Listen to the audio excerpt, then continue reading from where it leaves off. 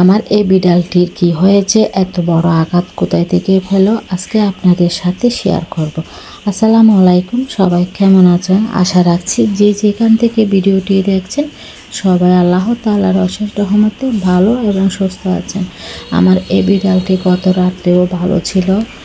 ও কিছুক্ষণ খেলাধুলা করার জন্য একটু বাড়ির উঠানে দাঁড়াইছিল, এই ধরেন 10-15 মিনিট মতো।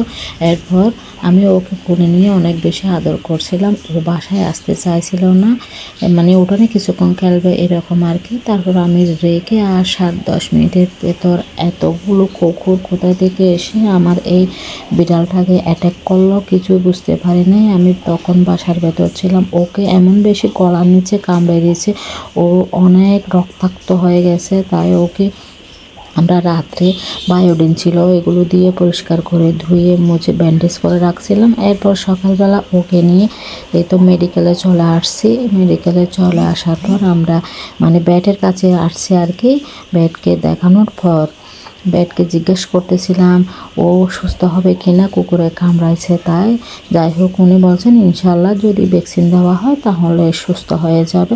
আর ও নতুন জায়গায় এসে কখনো এভাবে বাহিরে যায় নাই, তো মানে একদম অবাক হয়ে আছে। আর বেবিটা সকাল থেকে কিছু খায় নাই, মুখে পর্যন্ত দেয় না, সেজন্য ও একটু দুর্বল হয়ে আছে।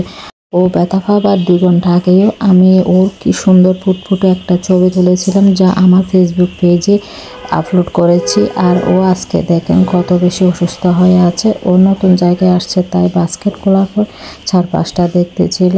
এখানে আমাকে বেটে ইঞ্জেকশন লিখে দিছে, সেটা আমি ফার্মেসি থেকে এনে মানে ওকে ফুস করার জন্য দিচ্ছিলাম। আর ব্যাটে যখন ফুস করছিল ওর অনেক বেশি কষ্ট হচ্ছিল, ও চেঁচামেচি করতেছিল। যাই হোক, কষ্ট পেলেও ও যাতে তাড়াতাড়ি সুস্থ হয়ে যায়, সবাই ওর জন্য দোয়া করবেন।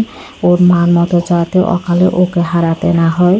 আর সবাইকে একটু সতর্ক করে দিচ্ছি, যারা বিড়াল পালেন তাদের কাছে এই বিড়াল না, এটা একটা মানে তাদের সন্তানের সমতুল্য। ওদের দিকে এত বেশি মায়া হয়। একটু আপনারা খেয়াল করবেন যাতে করে বাহিরে একা না বের হয়। তাছাড়া বাসার ভেতরে একা এদের রেখে কোথাও যাবেন না, কাউকে দেখাশোনা করার জন্য দিয়ে যাবেন, না হয় আমার মতো এদেরকে নিয়ে এভাবে কাটতে হবে।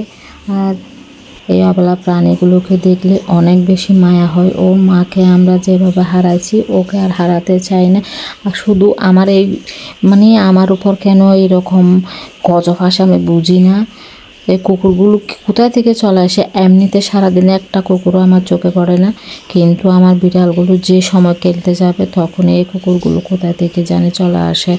যাই হোক, আমি অনেক বড় ভুল করছি ওকে একা ছেড়ে দিয়ে। আপনারা সেই ভুল কখনো করবেন না।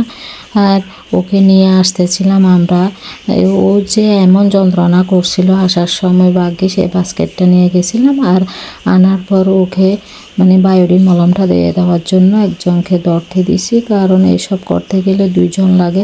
বাসায় অন্য কেউ ছিল না, তাই ওকে মলমগুলো দিয়ে দেওয়ার জন্য এখানে নামিয়ে পরিষ্কার করে মলমগুলো দিয়ে দিচ্ছি।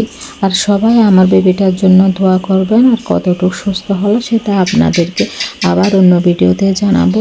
আসসালামু আলাইকুম, আল্লাহ হাফেজ।